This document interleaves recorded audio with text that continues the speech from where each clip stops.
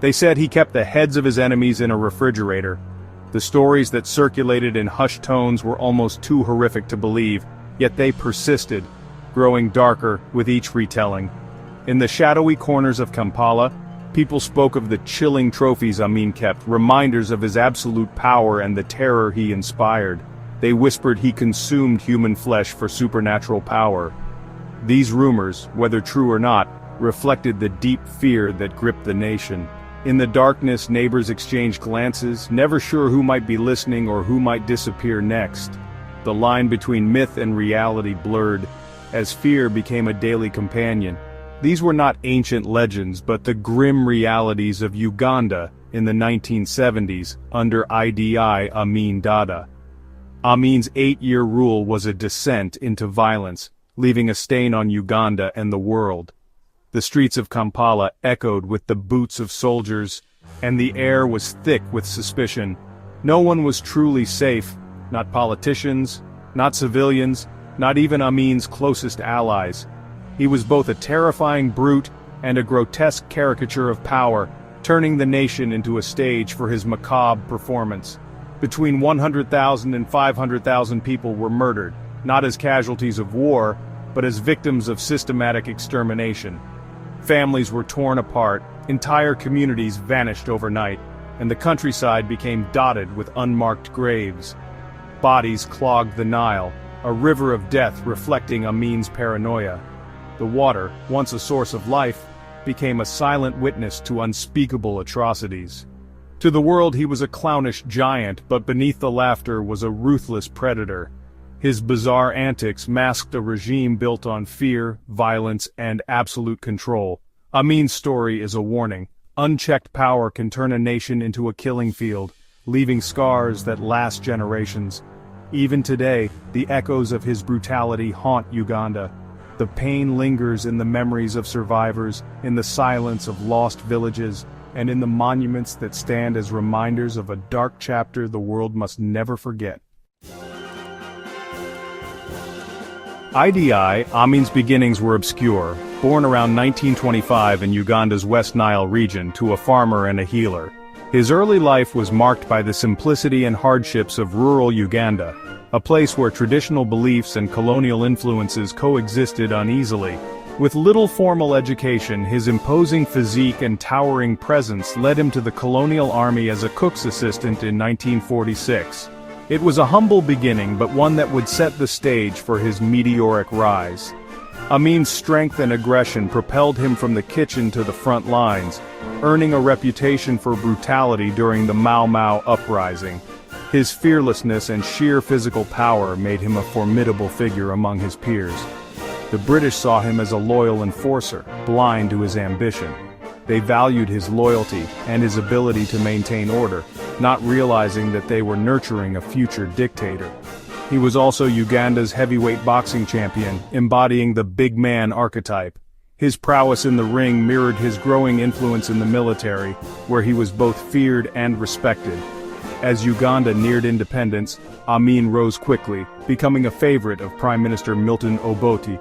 His loyalty to Obote and his ruthless efficiency made him indispensable. Obote used Amin for dirty work, including smuggling, and promoted him to army commander in 1966.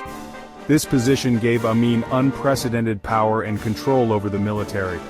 The British and Obote believed they could control him, but they were creating a monster. They underestimated his ambition and his capacity for violence. By the late 1960s, Amin was no longer just a soldier, he was a kingmaker. His influence extended beyond the military into the political arena, where he began to shape the future of Uganda. The stage was set for betrayal. Amin's ambitions were growing and the power dynamics in Uganda were about to shift dramatically.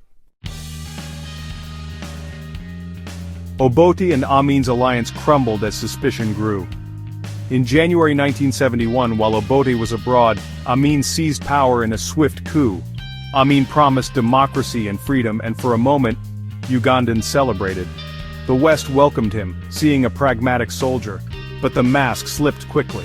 Amin purged the army of Obote loyalists, massacring thousands. The promise of a new dawn was a lie. Fear replaced hope. Amin's regime became a tribal bloodbath, not a political realignment.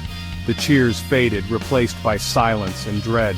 Uganda had traded one dictator for another, far more violent and unpredictable.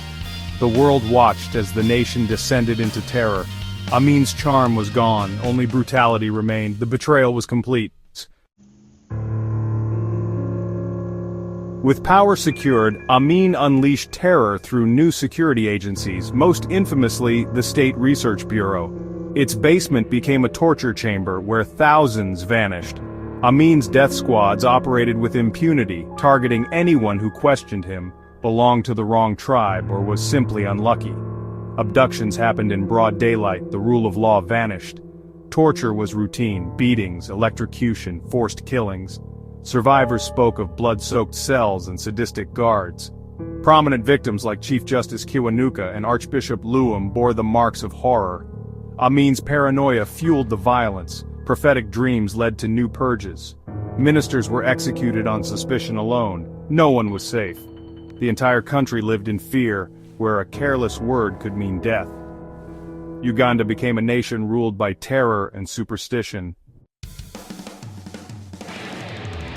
Amin turned executions into public spectacles, forcing citizens to witness the deaths of supposed enemies.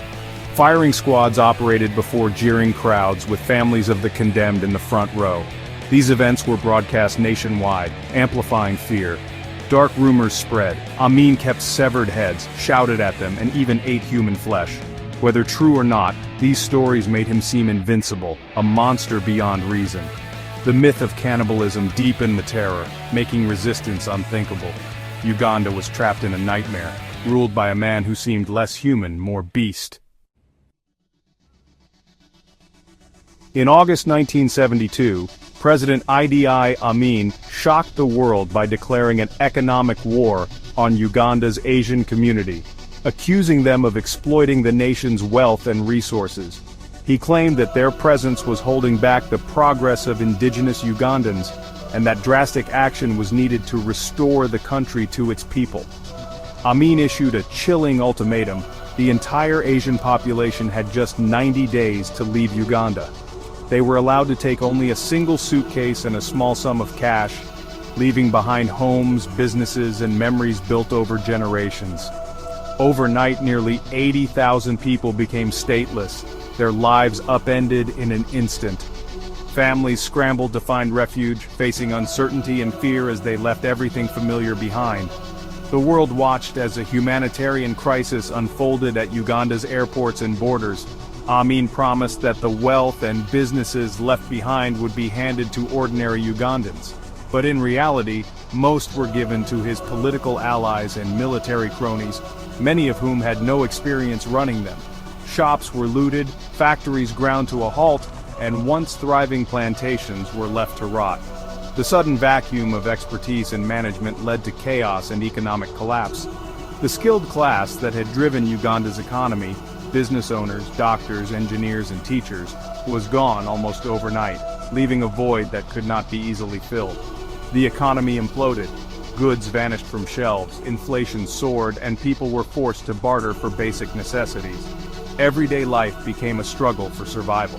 Amin's policy, intended to empower ordinary citizens, instead deepened poverty and hardship for millions. The promise of prosperity was replaced by widespread deprivation. The expulsion was not only an act of racial persecution, but also a form of economic suicide. It left deep scars on Uganda's social fabric and reputation. Within months, Uganda's commercial infrastructure was in ruins. Once bustling streets and markets became eerily silent, their shops shuttered and empty. The nation would take decades to recover from this self-inflicted wound. The loss of talent and capital set Uganda back for generations, and the effects are still felt today. Amin's ignorance and reckless decisions had catastrophic consequences, forever altering the course of Uganda's history. By the mid-1970s, Amin was an international outcast. His infamy peaked in 1976, when Palestinian and German militants hijacked an Air France flight to Entebbe. Amin welcomed the hijackers, hoping to humiliate Israel. But Israel launched Operation Thunderbolt, rescuing hostages in a daring raid. The world watched as Amin was outwitted on his own soil. In rage, he ordered the murder of a hostage and purged his air force. The Entebbe raid shattered his image as an invincible strongman. Amin's prestige was destroyed. His downfall was inevitable. The tyrant had been exposed as powerless. Entebbe marked the start of Amin's end. His regime, weakened by collapse and purges, was desperate for a distraction. In 1978, Amin invaded Tanzania, hoping to rally support.